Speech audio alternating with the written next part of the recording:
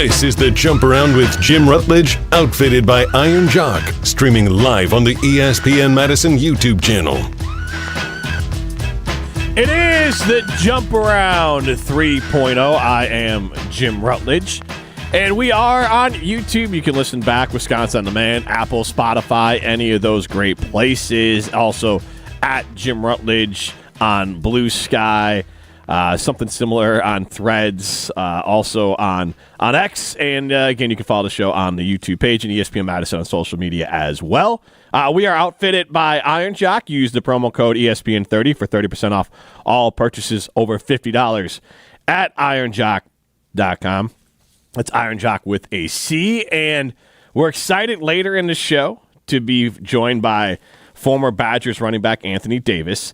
And he had a lot of really good thoughts. We talked to him earlier in the week. He's a busy man, and we got a chance to talk with him. And we talked about the transfer portal, talked about the positives and negatives of it, and just Badger football as a whole. There's been a ton going on, and I make a joke during the interview with Anthony that I have a notebook that I keep, and I still have that notebook. I haven't updated it yet today, so I'm going to give a shout-out to BadgerBlitz.com because I'm going to use them as my source here for the information. I think they do a good job of aggregating all this for us, so shout out to them. And I want to today, initially, just for a refresher for some fans, and then also Ryan and I, we can kind of rank the departures first, and then we'll get into the additions for the portal. So that's what today's show is going to be. It's going to be very nuts and bolts.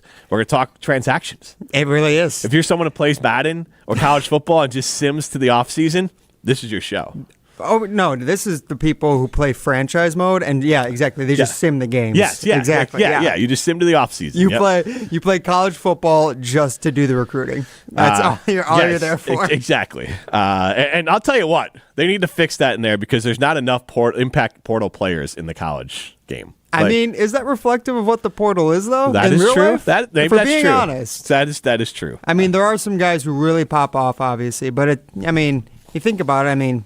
The Heisman ceremony. I think 3 out of the 4 guys there were all transfers, but in general, on average, the transfer portal impacts, especially if we look at like the Badgers the last 2 years now. Yeah. We'll talk about some of the guys who already left, but some of the guys who they brought in just like 1 or 2 years ago are already out the door, and they barely even did anything here. They barely showed up. I'm not a big New Year's resolution guy, and we have some new partners coming to the show next year, and we're super excited about that. But you know what I would like next year, like a goal for you and I? Do you have a gaming system? I have a PS5. All right, so what we need to do is we need to be able to be one of those people that we get like a promo code for ourselves, and then we can give out a few promo codes. Oh, you want to give out codes? Yeah. Oh, we're a codes podcast. I think that would be great. Like the NCAA, like the EA Sports folks, like we're a college football dedicated show. It's a great point. And our audience is growing, and thank you to everyone. Our audience is growing every single week, so I assume by this time next year we'll have like 1 million people watching every day. So like every day we do it. Oh yeah, easy. And so look, this show is I'll say this show's a lot easier than it used to be because me and Tom Lee when we started it, who also worked for BadgerBlitz.com way back in the day, and then for ESPN Madison, we did it every day. Yeah, and that's why we had Soup on, Lamar Soup Campbell, who joined the show a couple of shows back, and that's available Wisconsin On Demand. He was a regular guest. Because it's a grind. Oh, every day of doing this would be a lot. Can you imagine trying to actually keep up with the transfer portal every day if we had to do a show every day? Actually, that would make the portal would make it easier because there's stuff to talk about. That's a fair point.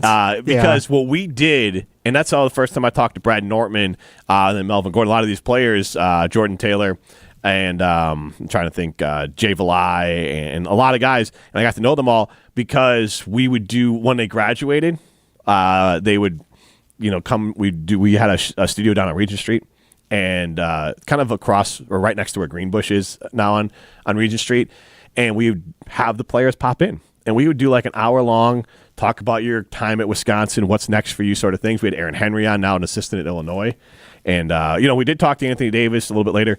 Jay Valai is coaching. You have who was Mike Caputo is coaching. These names are popping up because fans are maybe jonesing for them to replace Alex Grinch. But there's Aaron Henry Another guy Very coaching. successful. Yes, and I think all varying levels of success. We had Ben Strickland on a few weeks ago. He's coaching in high school, but he coached with the Badgers and at Florida Atlantic University. And Don't be offended if this is too old of a question to ask you, but did you ever have Brian Calhoun on? I don't know if I've had Brian Calhoun on before.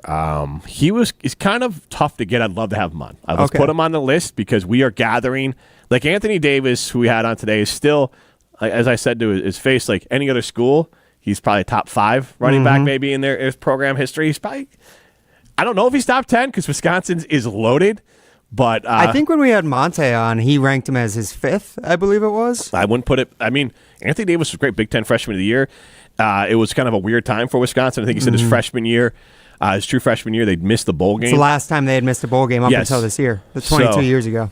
Again, Barry had more pelts on the wall than Fickle does currently at Wisconsin. Yes. Fickle as a coach had maybe as many. I mean, you got to the college football playoffs with Cincinnati. At the time, Barry had already won 3 Rose Bowls. Okay. So that's pretty The tough. college football championship at Cincinnati. Went to a playoff. Yeah. One playoff versus 3 Rose Bowls, especially Rose Bowls back then. Yeah. Rose Bowls still mean a lot now, but back then especially. Yeah, I'm just saying it was closer. It was closer. Yes. I think if you do overall resume, it would have been closer. So let's get to the portal.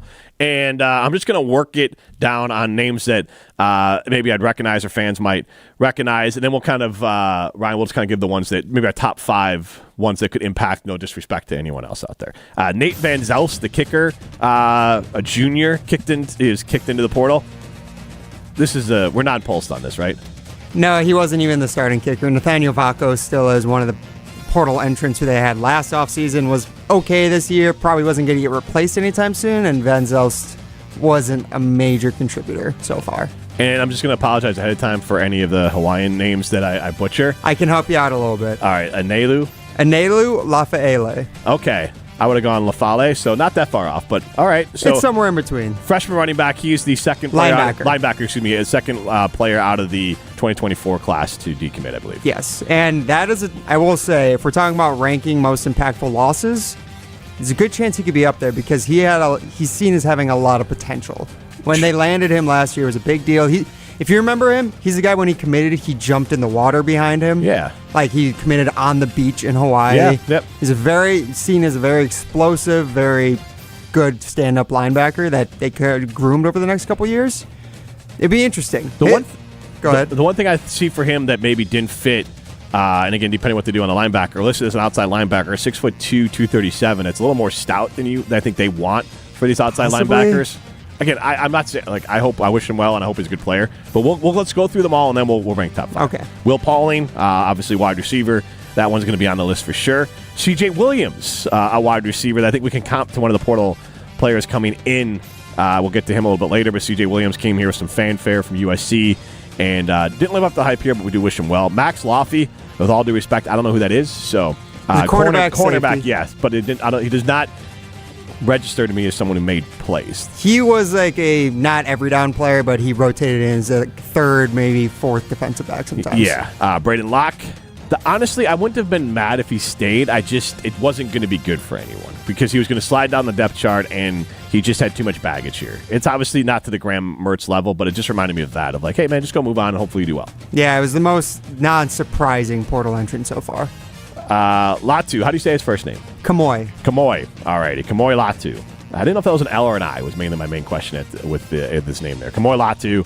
I thought this was going to be more impactful, but he didn't do much this year. In fact, I think he was able to redshirt. He was injured a lot this year was the problem because this would have been his final year of eligibility, but I think he might have played just one game, if that, honestly. So, yeah, he had been an impact player over the previous few years. 3 games. Oh, 3 games, so that's just what the cutoff mark for redshirt, yeah. So that's a tough one because it's a veteran, but, I mean, given what else they've lost in the secondary, we'll get to it a little bit later in the list. Yeah, Riley Nowakowski, is a solid tight end. I mean, and he's committed to Indiana, so we'll see him. Then you have Tyler Van Dyke. That's more of what could have been. I have no problem with him leaving. I don't think the timeline worked out for him. That from when he got hurt to when they could count on him being back to participate, we're probably looking at fall practices. And then that's just too deep. They needed to bring in some. We'll talk about the quarterbacks they bring in. James Derland, a 4-star prospect from Arizona. I don't know who he is. I know the line is deep, and even with losing these players, So I don't think this is good. I hope he might be very good. I don't think this is going to crush anything for the next year or two for Wisconsin. They have time to recruit over this. It's probably the one position they can absorb a loss at the most. Yep. Hank Weber, again, he committed to Samford. He was the first member of the 2024 class to announce his transfer. 6'3" defensive lineman, 263 pounds. It could be him not wanting to be here for time purposes. Because here's the other balance here, Ryan. We have to figure out how much is this as the team telling them, like, hey, like what we're doing going forward, you might not fit. Because when we talk about the D linemen coming in, there's a specific body style for most of them, especially on the interior, that they've been looking at. James Thompson Jr., defensive end. Basically, he missed all of last year, which I think hurt the Badgers. I would have loved to have him back. I think he would have been a guy that fit the scheme. I don't think they're making major changes, but I just think that the bodies and how they might use some of them might be used a little different. So it is a bummer that he is not staying at Wisconsin. Maybe they can turn that around. Manny Mullins, offensive lineman, is the younger brother of defensive lineman Isaiah Mullins. He was a walk-on from Lake Erie College and just didn't get a lot of time on offensive line. So Nate White, I remember him coming in as a running back. It didn't work out at running back. They've tried him at wide receiver, running back. I'm not sure where he'll land, but he was a really talented high school running back in Wisconsin. Yeah, he's got a lot of speed, a lot of natural talent for sure. It'll be interesting to see what position he plays going forward. Yeah. What is his height there? 5'11", I guess, is their slot receiver running back. Yeah, one of the two. Yeah. Braden Moore, he has a former 3-star prospect, a safety. He came over from Cincinnati with Luke Fickell. It just didn't work out for him here. Jace Arnold, a freshman, smaller player, but one of multiple players. This is going to be a depth play. He has 3 years of eligibility remaining as he steps away. Kurt Neal, who did play 29 games in his career at Wisconsin, despite just being a sophomore. So that one I think will hurt for depth. They're adding players in, but you hate to see a guy who's played that many snaps not feel like they want to stay here. Justin Taylor, he is committed to Wyoming, so another former 3-star prospect at safety who is on his way out. Jonas Duclona, he went to South Florida. Jonas was, again, another player that we don't know what they would have been, but they're depth, and we just don't know what they could have been at Wisconsin. Amari Snowden, I'll put that into that former 4-star prospect. A lot of excitement around him. I don't think some of his comments implied he didn't handle not playing maybe very well. Maybe he just wants to play, and he's been passed. I think he specifically mentioned like Fort Queen passed him, and then he just moved on the depth chart. So I think this is just one of those where the fit isn't here, and now he's going to go to Toledo. I'm not saying he's not a good player, and the Badgers won't miss him, but they're going to miss. If anything, a lot of these players, what they're going to miss is their projection of what they could be. For sure. Like they're not. You don't look at this and go, "Oh, they got worse." We don't know. Not for next year. Yeah. Like, and that's what we're going to grade this on, is next year impact. Yeah. I think that's the way we have to look at it. So Snowden and I believe Duclona were 2 guys who left because they'd somewhat been passed up by, like you mentioned, Fort Greene was seeing most of this every down snaps. Yeah. And then Xavier Lucas. Yes. Freshman corner, who I do have to say, Jim, some breaking news here. Yeah. In the last 5 minutes, Xavier Lucas entered the portal. That's not good. Just as the show is going on right now. So he is now this 8th member of the secondary to enter the portal this offseason. I'm going to go ahead and put that one high on the list. That's very high. Yeah. And then Leon Lowry, linebacker to Illinois.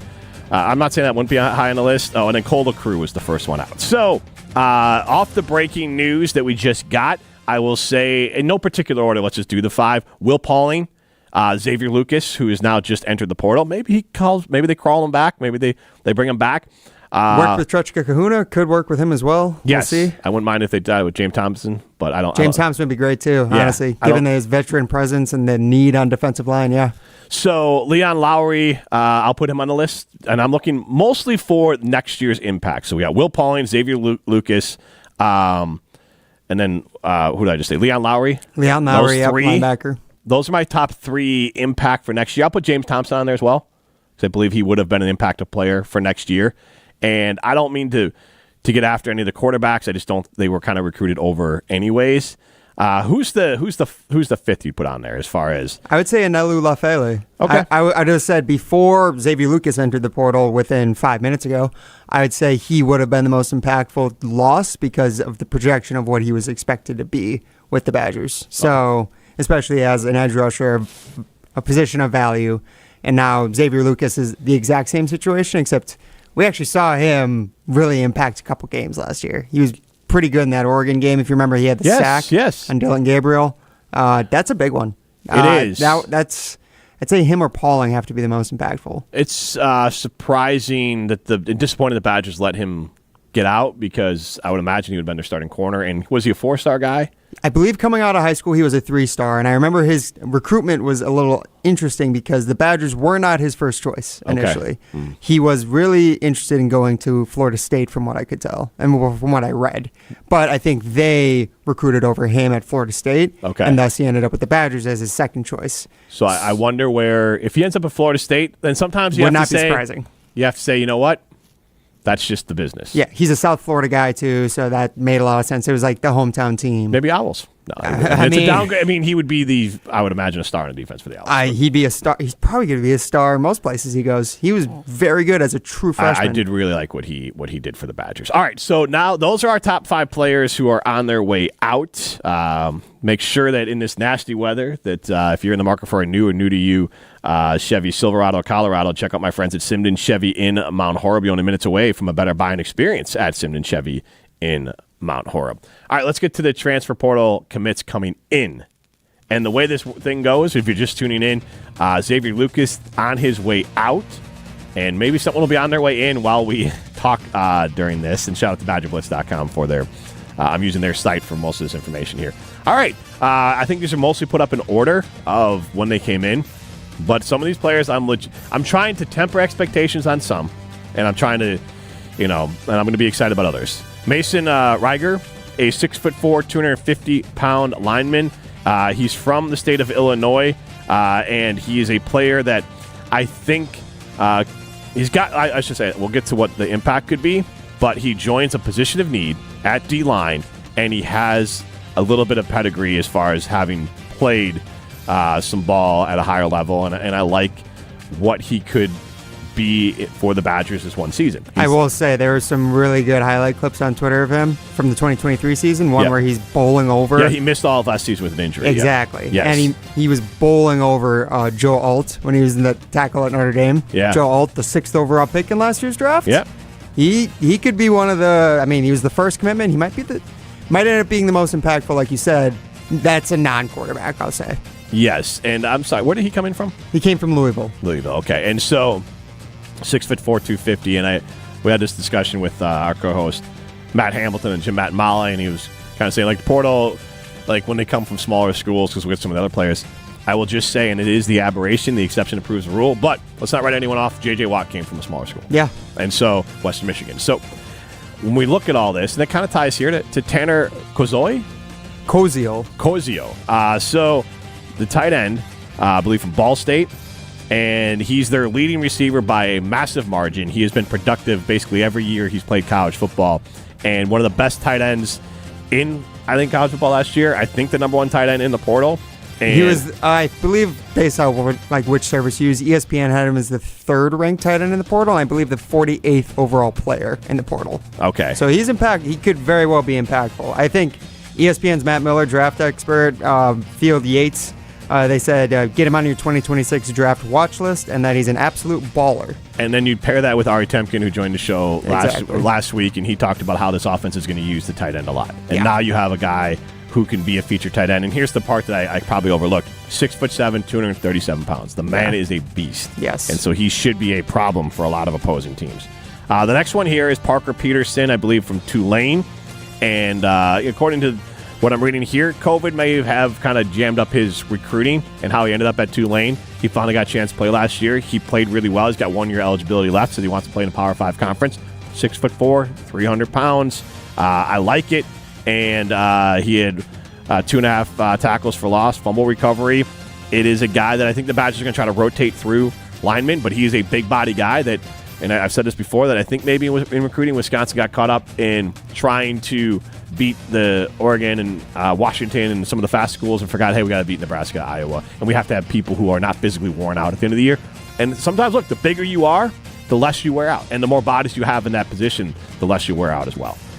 Speaking of bigger bodies, this kind of falls more of that long and lean. Corey Walker. He used to play tight end, converted to defensive line. He's a player from Western Michigan. He's to spark the conversation with Matt Hamilton about this. But he had 5.5 sacks last year, and he has 1 year of eligibility left, 6'5", 270 pounds, fits that sort of big, lanky edge that a lot of teams want. But I think the Badgers, this is a smart way to try to find some of these players.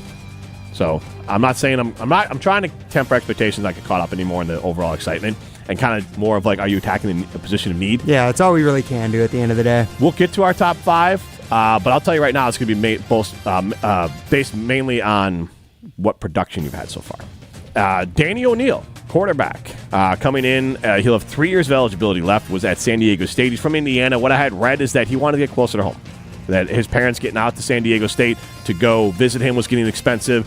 And again, what he told the coaching staff, or what told the media, was that NIL was not a major part of it. It was, I'm out in San Diego State. If I have the opportunity to get closer to home so my family can see me play easier, that was high on his list. But NIL probably ties into it because it's literally costs his family to fly, or his family money to go fly out there. Next one you have here is Charles Perkins, defensive tackle, 6'3", 300 pounds.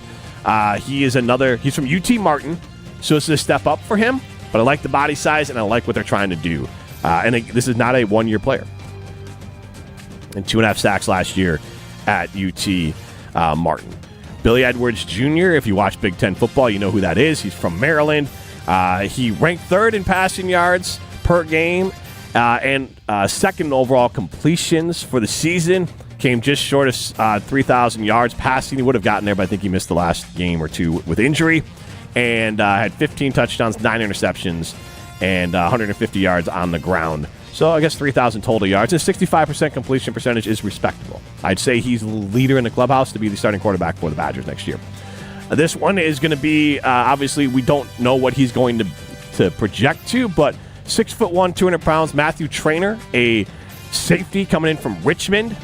Obviously, that's going to be a big jump in competition, but he was very productive. So something to keep an eye on at the position of need.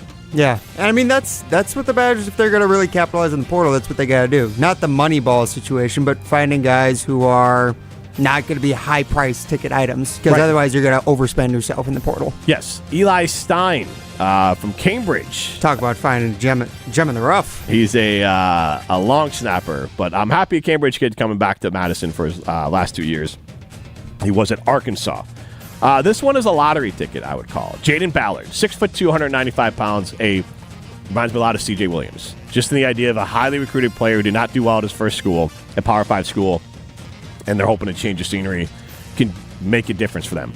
Jaden Ballard has the potential to be a big-time impactful player for the Badgers. I don't know if he will, but he has the potential to.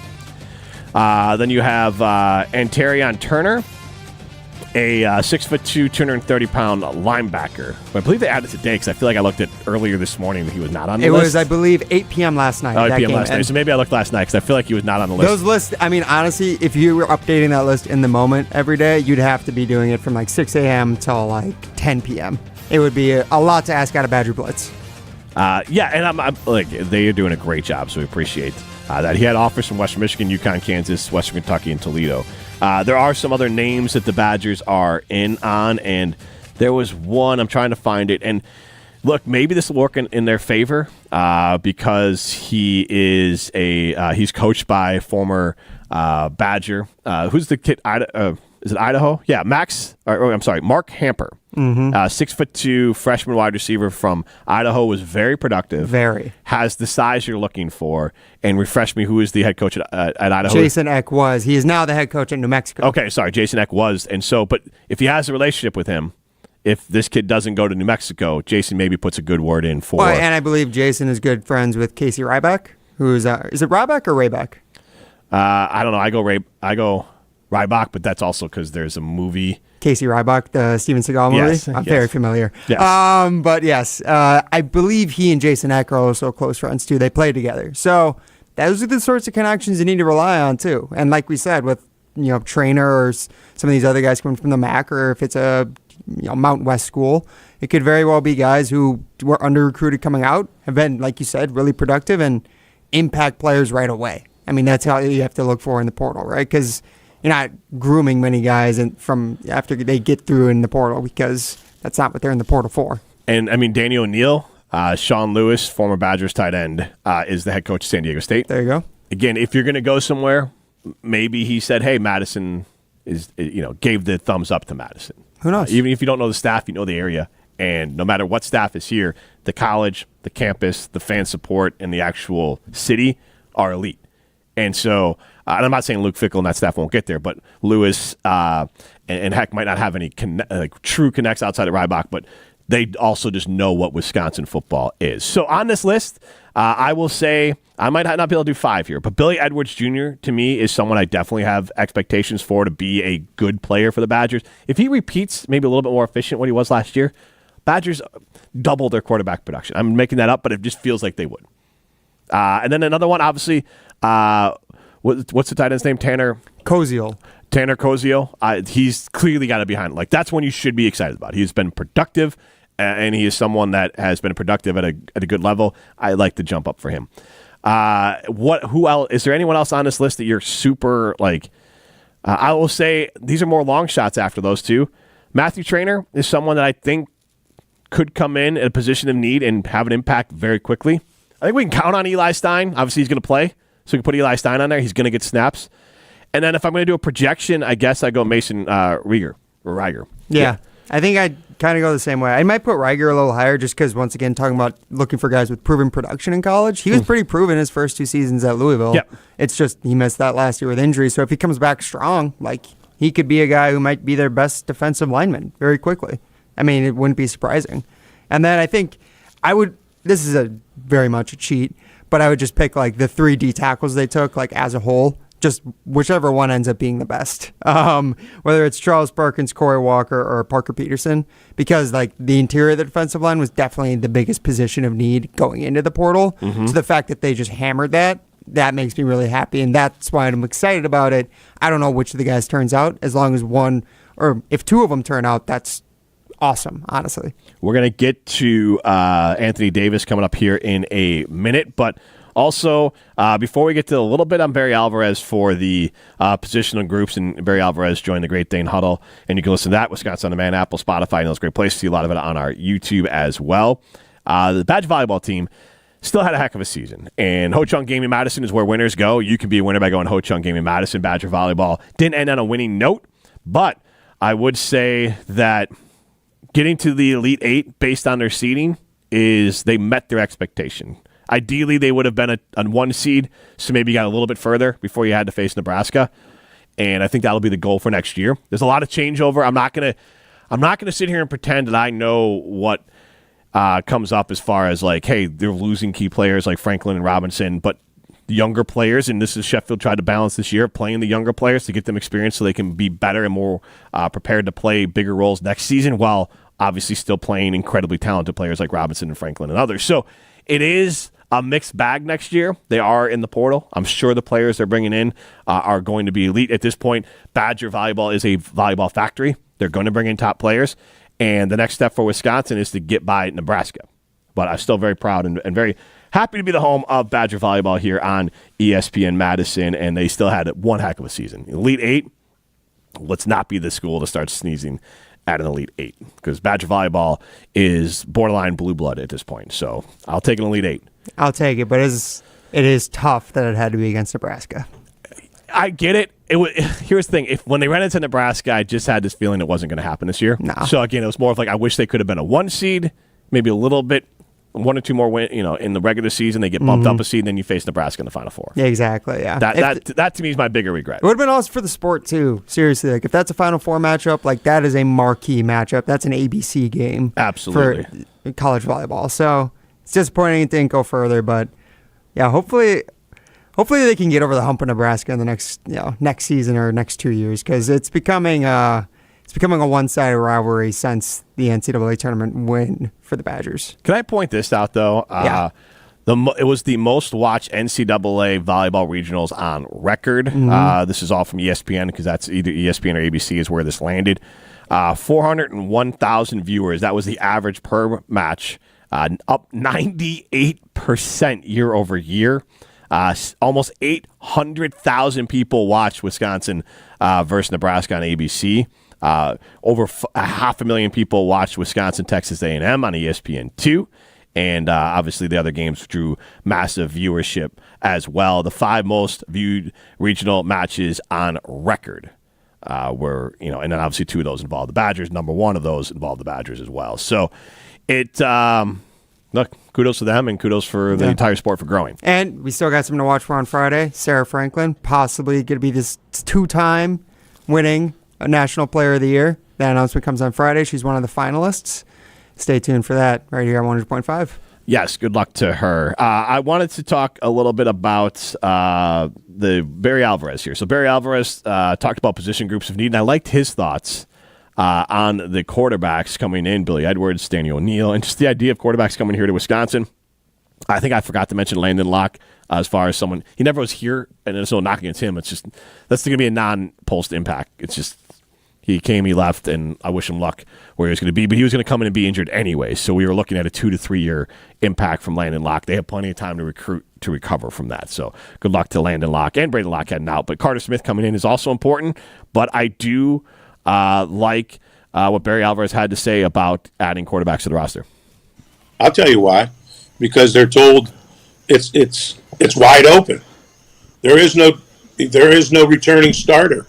There's no one that knows our offense for the most part that's on the roster. The people you're going to compete with are guys just like you that are transferring in. If I were coming in, I'd rather go against someone who doesn't know the system, we start on level ground, rather than someone who's been there through a camp and been through meetings with the quarterback coach and knows the offense. He's got a head start on you. But you're coming in, the guys that are coming in are transfers, and they're all starting even, and they all have, they have a good shot. And, I like the fact that these guys want to come in and compete. I agree. And I echo Barry's thoughts. This is an open competition. Carter Smith, come here and win the job. Great.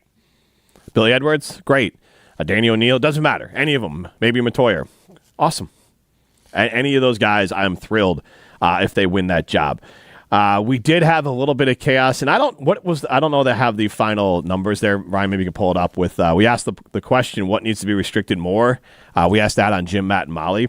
Was it? Oh, I have the numbers here. You're right. You put them down on a piece of paper for me. NIL or the transfer portal, and 73% of you voted for the transfer portal needing to be restricted more. And I'm with that. There's nothing wrong with NIL, but I'm on a big Harry Potter kick. And you've heard this stuff said before of basically giving something a name can help, I think, take away its power. And like Lord Voldemort, he who has no name, I feel like it has more power when you don't say his name. Like, say their name. Say what this is. This is not name, image, likeness. This is pay for play. And I think we need to acknowledge that. And I think when we stare that in the eye and say this is what it is, then we truly know how to fix it. Because we cannot lie to ourselves and say this is actually name, image, likeness. The collectives, all of them. It's not a Wisconsin thing. We're all going to know about the varsity collective. Wisconsin was later in the game with the collective. The collectives are essentially what the old school boosters used to do in the SEC. They're bagmen, and they'll pay that money. And it's not a Wisconsin thing. This is a college football thing, and that's how these players get paid. But that's how there's fraud. There has to be this pretend. It's honestly, it's just as gross as politics. This pretend wall between the candidate and their super PAC. Same thing here. These are like super PACs. There's like a pretend wall between the coaching staff, the university, and these collectives. But is there really a wall? And this is where I think college football has to get fixed. Is one, contracts. They go hand in hand here. You need to have contracts, and I think you need to have a salary cap. I did have the idea of, paying everyone by a position, but a friend of mine brought up a good point of, well, then people are just going to talk in the school with the most businesses willing to spend name, image, likeness will just jump in front. And I agree with that, but I'm more willing to deal with that problem. That if every school can cap out at, let's say, $15, $20 million, and every position group is slotted, starter, backup, the whole thing. And then the rest is open to this, and this is where the school can step back in and still have a recruiting advantage. Then the school can come in and not have the money fall into a collective, because that's the other part of it. These local businesses, they are not interested. They're not excited about, hey, can you just give me $50,000 and we'll just put it in a pile? And then, like, sometime we'll let a person show up. Could be volleyball, could be football, whatever. But, like, that's how we're going to do it? No. You know what business is like? And actually, volleyball is doing more of it. Like Devin Robinson talking about their business. And we saw it with Iron Jock, Ches Malusi, or Braylon Allen talking about business. That's what businesses want. That's what the whole idea of name, image, likeness was that if a business wanted to pay a player to be a brand ambassador for them, they could. Or if a player wants to monetize their social media, they can, and they won't get penalized for it. So that was what it's supposed to be. And so how about we actually try that? Or stop calling it name, image, likeness.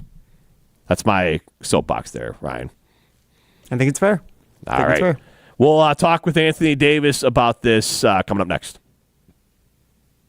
Staying on top of our game is one of the hardest things to do. At Game Day Men's Health, we specialize in testosterone replacement therapy, weight loss, erectile dysfunction, and wellness. Proven to increase energy, build muscle, improve mood, and boost sex drive. Get started now and book your free consultation and testing. You'll get test results back in minutes, and we'll create a plan to optimize your health. Game Day Men's Health. Book your free consultation today.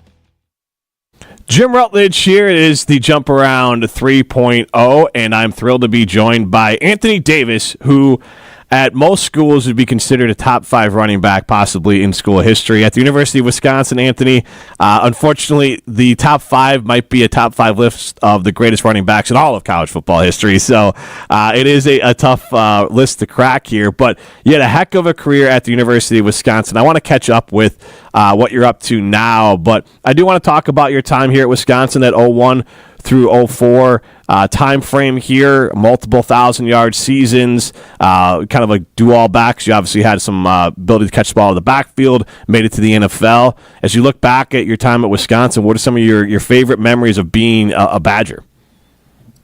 I would just say really the locker room. Had a great group of guys, great coaches, great support staff. So really just kind of a family environment. And just missing, obviously missing that, you don't get that back once you're done playing. So it's definitely one that I miss from time to time. Traveling on the road, playing in some great stadiums out in Oregon, out at Ohio State, Penn State. The Big House, all those great type of venues. Just playing in some historic games, rivalry games. To me, the Big Ten was kind of like backyard football. A lot of the teams were right on top of each other and really had some long-standing disdain for each other. So I really enjoyed that. Enjoyed the playing in the Big Ten. So. And obviously playing in the Big Ten, you played for Coach Alvarez, and you joined a long list of former Badgers who have moved on to pretty impressive and influential roles. Yours in the academic side of things, as you are Associate Vice President of Student Engagement at Georgia State University. So talk about the influence that Coach Alvarez has had on your life and how you kind of maybe carry forward some of those messages from him into your current job, having obviously a heavy influence on young students and people coming up in the world. Coach Al had a tremendous influence on myself. Lots of life lessons learned from him. I still find myself quoting him to my kids sometimes. What's the number one quote? Abuse leads to restriction. I say that to my kids all the time. Abuse leads to restriction. Give you privileges, and if you abuse them, you're going to be restricted. So I tell my kid that all the time when he starts playing Roblox and all those other weird games kids play. But I find myself quoting him quite often. Just drawing on some of the life lessons he taught us. How to have a blue collar mentality, how to go to work, how to get your hands dirty. Definitely draw on some of the lessons that I learned from Coach Al. And obviously, right now you're in higher education. You're also someone who's been on the player side of things, as far as someone who probably had ups and downs. Obviously, Big Ten Freshman of the Year was a heck of an up, but there could have been times, that other teammates of yours or yours, it could have been easier to transfer. And the portal making that so much easier in college football right now, tied in with name and likeness. And I do think those two get conflated a little bit, because at this point, it's not name and likeness, it's pay for play, really, from the universities. Because name and likeness would be, we pay someone to endorse their brand. And in this case, it's more of, we're just paying you to come here. So wearing both hats here as a former athlete and someone who's involved with just younger people and students, what do you think the impact of NIL and the portal is having on college football and the college education system in general? Yeah, I definitely think it's going to have a tremendous impact on multiple levels, right? Like, I think that, for one, student athletes are not going to have the patience to stay somewhere and grow and develop. And they may miss on big opportunities there. I think that it's going to impact the NFL draft tremendously, right? Because with the NIL and transfer portal combined, you have something similar to the NFL draft, a free agency, whatever you want to call it. Whereas, an athlete has a good season and they have the option. Okay, maybe I'm not eligible for the draft, but I can put my name in the portal, get an NIL evaluation, and see, what I may be able to earn through NIL. And next thing you know, they're in the portal off to their second or third school. And so, I think from a fan's perspective, it's definitely frustrating. Even from an alumni perspective, it's frustrating in that, you don't always feel a sense of connection. Guys kind of shift in and out. Guys shift in and out so frequently that you don't get a chance to really follow some of the kids and watch them kind of grow and develop, the way you used to. So from that perspective, it's a little frustrating. From the player's perspective, I think it's a great opportunity for kids to who may not have the earning potential or the chance to earn a six-figure payout in the NFL, and this is their NFL draft, right? So you're giving someone an opportunity to potentially make good decisions and earn some life-altering money. And that's a hell of a head start in life if you get a payoff that allows you to buy a decent car, to put down on a house, to buy some property, to invest money. All these things that, we just didn't necessarily have access to unless you made it to that level and got selected in a decent slot. So from that vantage point, I think if used responsibly, it's a great opportunity for some of these young men. I think combining it with the transfer portal and the two working together is a little messy right now, and I think the NCAA needs to do something to clean it up a little bit. I mean, you got a whole team that's not playing in a bowl game because the whole team left, and so I'm like, there needs to be some more regulation about how when the portal opens up and how it opens up and all that stuff to clean some things up. I think you're talking about Marshall University, I believe that, yes. And I think that happened last year too. And I think cleanup is the right word here, because I think it's very important, and I think it's great that the athletes are getting paid and they have agency over where they're going to be. I think something as similar as, like, just as simple as you mentioned, the NFL draft or things like that, contracts, and I don't know, just something where you have not movement restriction, but if you sign a contract and you make a commitment, and then if you play out that contract and you want to go somewhere else, great. But that way both sides, and the salary cap would be the other part of it, to make sure these schools aren't able to blow everyone else out of the water. But the other thing that is incredibly important. I used to kind of scoff at, like, oh, well, they're getting an education, and, like, that doesn't work for, Melvin Gordon, who, like, I'm glad he got the college degree, but also the university or people made millions of dollars off him. He should have an opportunity to make some money off that as well. But now I worry that some parts with the portal of trying to find that perfect opportunity on the football side of things, I do worry sometimes that the education part of it could slip through the cracks, because there's been a long list of Badgers who have been able to use that ability to have that college degree to jumpstart a change in their lives. Yeah, absolutely. And I think, what the beautiful thing about college sports is it gives a lot of people access to an education. Whether you come from an inner city or somewhere very rural, doesn't matter, right? Like, if your family did not have the means to send you to college and you're able to earn a scholarship, that is invaluable in terms of upward mobility, in terms of putting you on a path to be successful in life.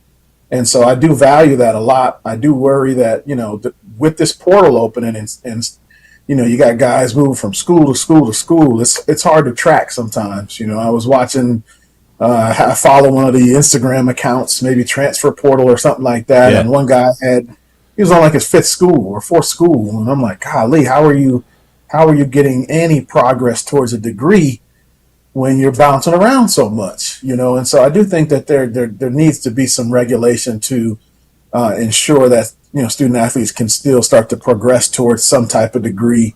And also there's guys stuck in the portal. I think I read something that said that there were about 30% of guys that go in the portal and they never come out, And so I think I'm glad that they didn't have that when I played. I actually wanted to transfer after my first year. I was 7th string on the depth chart. Never thought I was going to see the field, and I wanted to go into the military or go run track somewhere. And my family basically said, no, you're going to stick by this decision, and you're going to own your decisions and stick by them. And things ended up working out, but currently I'm not sure if that happens. You know what I mean? So I'm not sure if those conversations are happening. Well, relying on everyone having a strong family or support system to guide them in the right way is not the way to set this system up. The degree can open up a lot of doors for a lot of people. Mm-hmm. And yes, to your point, that if you're transferring everywhere, just from the simple idea of moving those credits around, how do those ever apply towards a degree? And so hopefully because the numbers haven't changed. There's only a slight few are going to make it to the NFL at all. And there's only a smaller group of that are going to have any success in the NFL. And I love, and I'm not faulting these kids for getting this money and having the opportunity to be like, all right, I can somehow get a college degree, but I also can get $50,000. I don't fault that, but then it's on everyone else in the system to set it up so players aren't discarded. I think of like the NFL or the NBA draft where they got rid of the high school to college because too many of these kids were trying to go right from high school to the NBA, trying to go from high school to the NBA. They weren't drafted. The NCAA said, well, you had an agent, so now you can't come play here. So these talented kids have no opportunity to get an education to play basketball, nor can they go to the NBA, and then they're just left out in the cold. And I worry that's going to happen too much in football too now.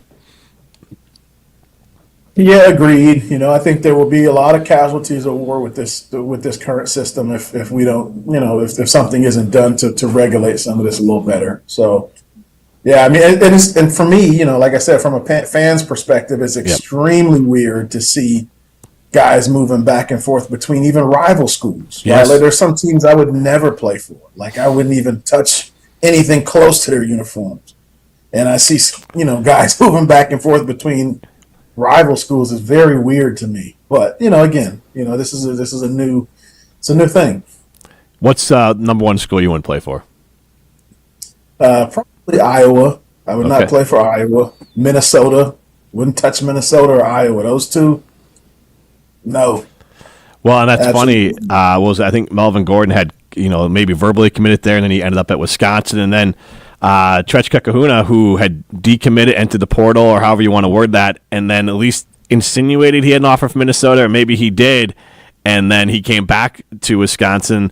So that was one of those things where a Badger, but I don't know what that ties to Wisconsin anymore, and I don't fault Trech for it, but a Badger was considering being a Gopher, which seems blasphemous.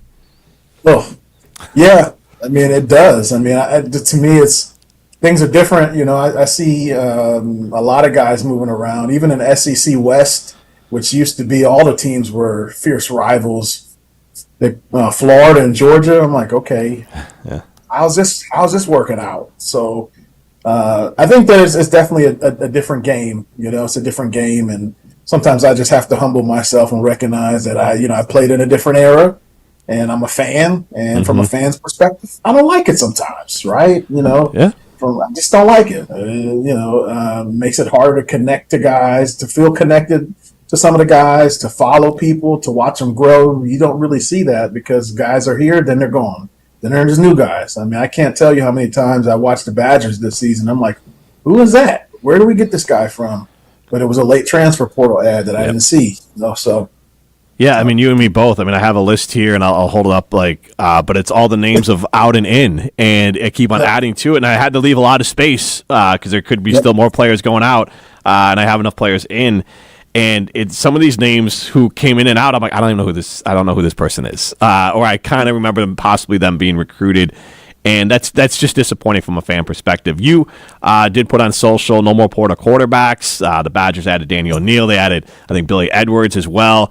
It is, unfortunately, and I think this is what you're getting at, but I'll let you hop in on it. But it's this cycle that's harder to get off of. Now, Daniel O'Neal at least is like a freshman or coming in as a sophomore, and Edwards maybe has 2 years left. So like it's not quite the same sort of in and out like TVD and Mordecai were. But it's the Carter Smiths who was brought in as a true freshman, and maybe Matoya. Those are the ones you're really going to you want to develop really at every position, but at the quarterback especially. Every time, if we're having to replace it every year, I get where you're coming from. Like that's not if you look in the NFL, no team is successful like that. It's not going to work in college either. It's high risk, high reward, right? I think sometimes we see some of these teams that are making this work for them when culturally that's just not how we've operated, right? And we're trying to do something that's completely different than how we operate. You know what I mean? And so I don't mind us using the portal when we need the portal, but I think when you talk about a quarterback and you bring in an upperclassman quarterback, and it's a high risk, high reward type of move. If it works out, great. Maybe you have a 10-win season. The guy throws for a bunch of yards. If it doesn't work out, you're back to square one again, and you haven't developed anyone in the quarterback room, and it forces you to continue. It's like the gift that keeps on giving. It forces you to keep going back to the portal to try to find talent. When you can make decisions to bring guys in who you think you can develop and bring along and will become starters and win games. And that's just my opinion. I get into it with a lot of fans about that. They get pissed at me because I'm like, I don't want more portal quarterbacks. Yeah. And they're like, well, we weren't, when we weren't doing well when we didn't have portal quarterbacks. And I'm like, we may have not been doing as well as we could have been doing. Yeah, we want to compete for a national championship, but we were winning Orange Bowls, Cotton Bowls, going to Rose Bowls with our developmental system. And now we're back to 5-7. That was my redshirt freshman year. The last losing season we had, I was playing football still. So, it's high risk, high reward. And the last couple of times, it hasn't yielded the reward. And we just got to be honest and own that. Right now, the whys behind that, I don't know. I don't know why the quarterbacks we've selected and the offensive scheme we've been using haven't meshed well or hasn't taken off the way we all hoped that it would. But I'm just saying, if we continue to do this, and we're banking on someone coming in and just going crazy and it doesn't happen, who's behind them developing? Or do we have to keep relying on this until someone says, you know what, it's time to pull the plug? Yeah, and I think that's the balance that Fickell, how do you get off this treadmill? And I guess Ryan pointed out that Edwards Jr. They got 1 year of eligibility left, so they will have Daniel O'Neal for a few years, but then you have Matoya and Carter Smith, and then hopefully they continue to try to backfill this with younger players and get that competition going. One thing about the recruiting necessarily didn't fit the Badgers. It looks like in this portal, as we talk about how frustrating it can be, it is an opportunity. It looks like they're trying to get a fewer, bigger bodies on the defensive side of the ball to maybe they got caught up trying to beat Oregon and Penn State and Alabama and forgot that they had to beat Nebraska and Minnesota, and it looks like they're beefing up a little bit on that D-line. But then the other part of it is they hopefully got back to, from what I've heard from folks around Kansas and Baylor, that Jeff Grimes as an OC is going to look a little bit more like Wisconsin used to. Maybe it's a little bit more of, Ohio State, Notre Dame type power run, but the tight end being used a lot. They're consistently a team that has 200 yards rushing a game overall. I think Kansas finished in the top 13 in rushing, and we had someone on from the Big 12 radio network, and they said the only fault in Kansas this year was their quarterback turned it over a lot. Otherwise, the offense was effective. There was just a lot of turnovers. So hopefully Grimes kind of has that big play passing game, but really relying on the running game mentality that I think can work at Wisconsin. Yeah, I hope so too. I'm optimistic, and sometimes like I said, I can be critical, but it's because I'm passionate, because I love this program. It's done a lot for me. It's done a lot for a lot of guys I know, and we're passionate about it, and we love it, and we want to see it flourish and be successful. And it's sports, right? Like, you don't get to shy away from criticism in sports. You welcome it, and you get better. And that's what we want to see the program do. We want to see the program get better. So I'm hoping that we can turn the corner on offense, bring in some additional support. I think that, for a long time, we didn't have enough support staff, to really run a modern offense. Even if it's a pro style, I mean, you still need passing game coordinators, you need quarterbacks coaches, you need specialized people who can pay attention to details, offensive analysts, all these different positions that can really make an offense successful. You need those things. And so we weren't necessarily investing in that way. We weren't, so I'm hoping that we can get back to doing some of those things. And I'm pulling for Coach Grimes and pulling for Coach Fick. I want to see them turn the corner on this thing, because it's been tough to watch the last couple of years. It's been pretty rough. It has, and we appreciate your time. I got one more question for you, because we've had a lot of former Badgers on to talk, and a lot of them have been running backs. James White, Monte Ball. We've had plenty on. We asked Barry Alvarez this question as well. We removed Ron Dane from the equation for Barry, but I'll ask you the same question. Who's your pick for the greatest Badgers running back in program history? You know what, man? I'm a JT guy. Okay. I love Ron, and Ron was amazing. He had feet like he was one of the most nimble guys I've seen in terms of watching his actual film. But JT, the speed of JT was, the speed and the power, the tackle breaking ability. This guy was special. So between Ron and JT is one of those two, but I like JT a lot, man. And both of those guys are Jersey guys. So I was just going to say, no Jersey bias there? Or yeah. I'm a big Jersey bias, but definitely I'm a big JT fan, big Ron fan, and those are the guys that, to me were different level, Yeah, I think the Badgers might have to start looking around New Jersey again to find another running back. I do like with some of the young guys they have, but it has been a successful area for Badgers in general, but especially the running backs. Yeah, I don't know why we stopped. I don't know. Hopefully, we're still recruiting over there. So that's all I'll say. Yeah. Well, thank you so much for taking the time and sharing your perspective on the portal and everything else, and Badger football. We're all fans, so thanks for hopping on. Yep, no problem. Thank you. All right, that's Anthony Davis. This has been the Jump Around 3.0. What's up with that?